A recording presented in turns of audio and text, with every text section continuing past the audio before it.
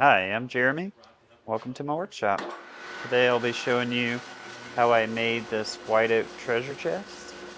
This will be a gift for a little boy given to him by his grandmother for them to collect coins.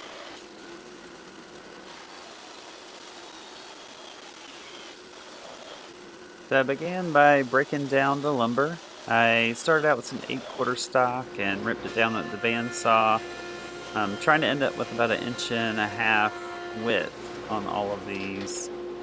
So sending them through the joiner to get a flat side, the planer to get a parallel side and thickness, the right thickness.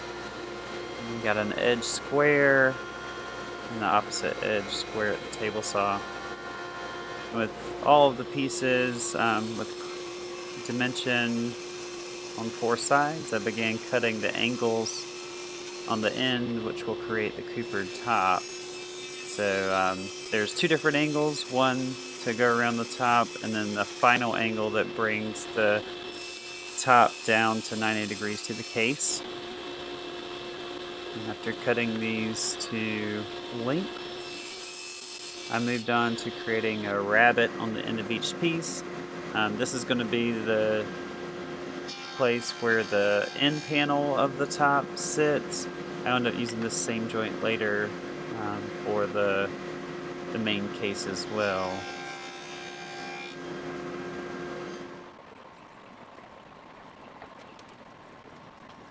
And with all the staves cut out, I began the long, tedious process of gluing these together. I went kind of one at a time or a couple at a time just to reduce the stress. There's a lot of parts here, and they really wanted it to come out even, so 2 or 3 at a time is about the most I did. I used tape to hold things together, and then clamps to put the pressure on, cleaning up the glue in between. And I kept working my way around until I got to the ends. And as you can see, the 2 end pieces receive a steeper angle, and that helps bring the curve of the top down to 90 degrees flush with the side of the box. And I did have to switch to this method of gluing on some temporary glue blocks. The tape just wasn't strong enough to put the pressure where I needed it. So the blocks helped me put pressure on one side. And then as you'll see here in a second, the clamps across the bottom put the pressure on the inside. And with these two together, puts a lot of pressure right where I need it, and the tape is just there to keep things from sliding around.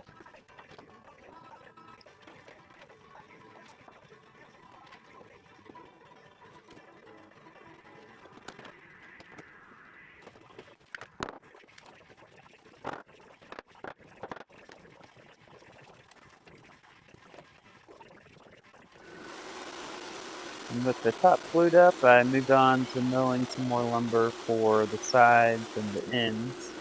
And as I did with the staves for the coopered top, I took some thicker 8/4 stock and ripped the pieces down, flipped the grain 90 degrees, and then I ended up with rift and some quarter sawn stock. And I thought the grain looked a lot nicer this way, so you didn't end up with a lot of the cathedrals, but instead I get a lot of straight grain. And it's also true to what I'm making in that a chest like this, they would have definitely used rift or quarter sawn to reduce any type of wood movement, since it would be around a lot of moisture. And with my panels milled up, I began cutting them down to size. And then I moved on to putting that same rabbet on the end of all of these, as the end of the box will be joined with the rabbet joint, the same as the end cap to the cooper top.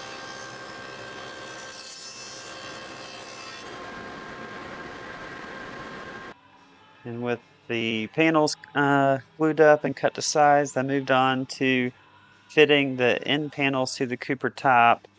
I tried doing this by hand, and I got pretty close, but it wasn't satisfactory. So what I ended up doing is creating a template on the perimeter, the outside of the box, knowing that I could then come back with a rabbiting bit and reduce the radius to match the inside radius of the lid.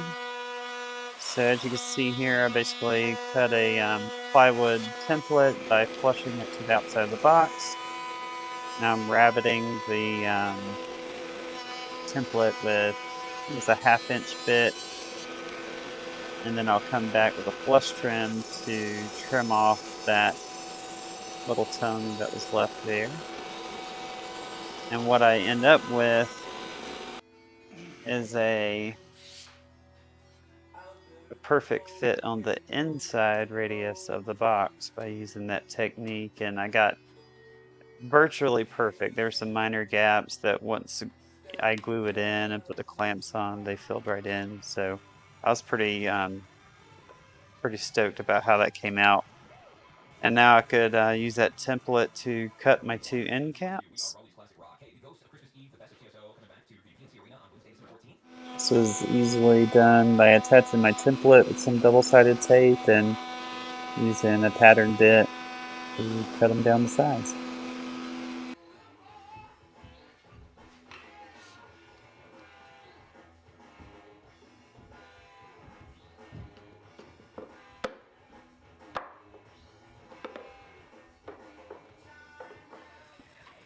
And with a nice fit on those, proceeded with the glue up. Just a little glue on the rabbit and then some on the end cap. I did put some tape here since I had already pre-finished the inside of the case. I wanted to prevent any glue from damaging the finish, so a little tape prevented the squeeze out. And again, I had some temporary glue blocks here with everything being angled. Getting clamping pressure where you need it was the hardest part. With the building done on the lid, I began making things pretty. So a little sanding, and then I moved on to flushing up the edges of the top to one another.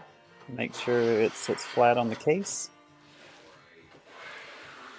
And then I moved on to making up the bottom panel. I started out with this piece of aromatic cedar. I wanted something that kind of gave a sensory element to the piece. There's already a lot of curves and a lot of grain and colors, and with the hardware that I'm going to be using, there's a lot of interest there, and I wanted just to kind of add another sensory element with the cedar, but it worked nicely, but ended up just being a little too flimsy. So you'll see here in a minute I give this a test fit, and it does fit, but it just didn't seem strong enough. I was a little nervous that someone's going to sit this box down and it's going to crack the bottom. So you can see here I cut a piece of thinner white oak, butterfly that open, same way I did the cedar, and then laminated these two pieces together and recut my my bottom panel. So this just added a lot of rigidity to the bottom, and it ended up being kind of a little secret. As you'll see later, there's a secret compartment, and having the cedar just being visible on the inside is a fun little surprise.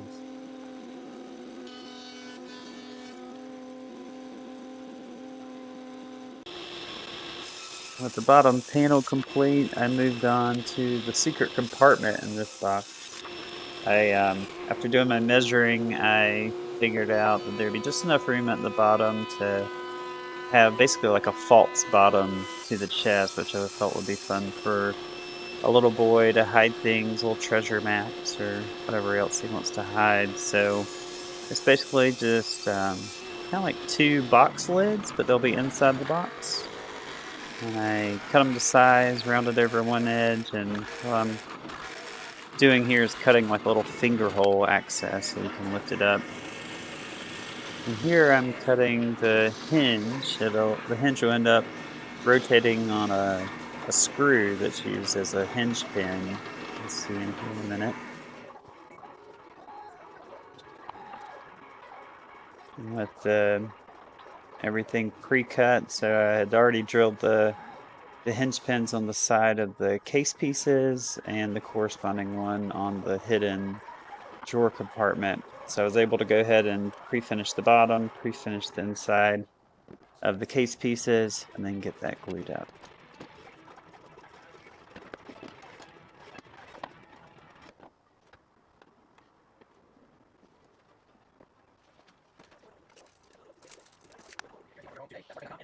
And with the case finally together, I was able to install the hidden drawer bottom. So basically a brass screw goes through each end of the piece and into the hidden flaps here, the false bottom. And with those working properly, I could then go back and cut off the end of the screw head, which would just leave the round shank of the brass screw acting as the pivot point. So I like this piece being brass, a polished brass, as it's like a little hint to what might be inside the box, as the rest of the hardware is going to be like an old world wrought iron kind of style. So I kind of like the contrast there. And next I moved on to making the parts for the removable trays that'll be used to organize all the collectibles inside the case. I chose poplar for this, as it's a good secondary wood for anything from drawers to internal parts of the case, and I kind of like the greens and browns that poplar can have. I thought that was a cool look for this piece. So I basically cut down all of the basically it's like a little box on the inside of the box. I just use a simple miter joint, plywood for the bottom since it won't expand and contract, and it also allows me to glue the plywood in place, helping add some strength to these trays.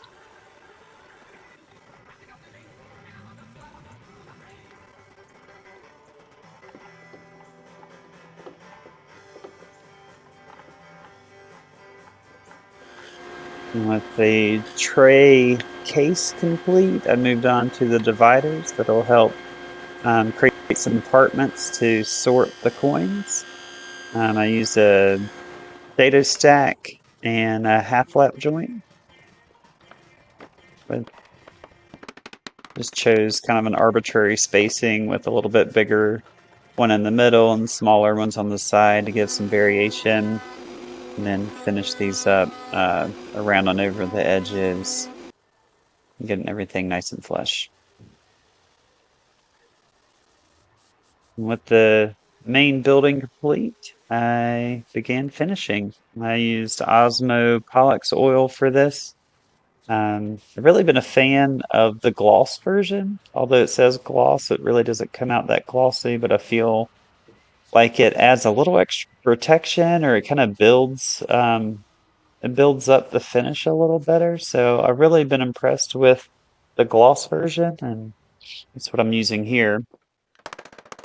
With the finish complete, I moved on to the hardware. I handmade the metal strapping that goes around the radius of the top. I used a little bit of aluminum, found it a little bit easier to work, and a ball peen hammer to shape it and create that old world look. And I moved on to installing all of the hardware, which was a long process. There's a lot more hardware than I realized. So attaching the strapping to the case, I use some cut tacks. So they make cut nails, but these are cut tacks. They're a little bit smaller. And then tons of other hardware. So there's these corner bracket feet to help protect the corners, the bottom corners of the case. and corner brackets around the main case and the top. And I didn't worry too much about joinery here, as the rabbet joint's not the strongest joint in the world, but I knew I'd be coming back putting these screws with these corner brackets. So between the glue and the rabbet joint and these corner brackets, this piece should last forever.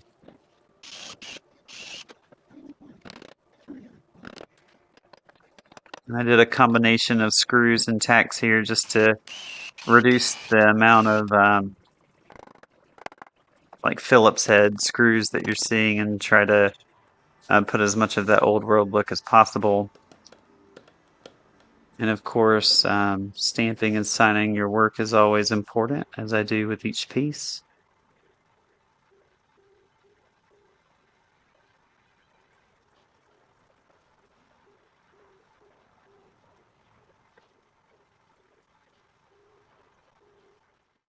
And I have to say, had a great time making this. It was a little intimidating, as I haven't done a lot of coopering before with the arch top, but it came out really nicely, and I learned some new techniques. And really excited about how this one looks. I love how the old world hardware contrasts with the lighter oak, and I end up flocking the inside of the drawers for a little bit nicer touch. And thanks for joining me today. I hope you enjoyed this build process with me, and I hope to see you next time.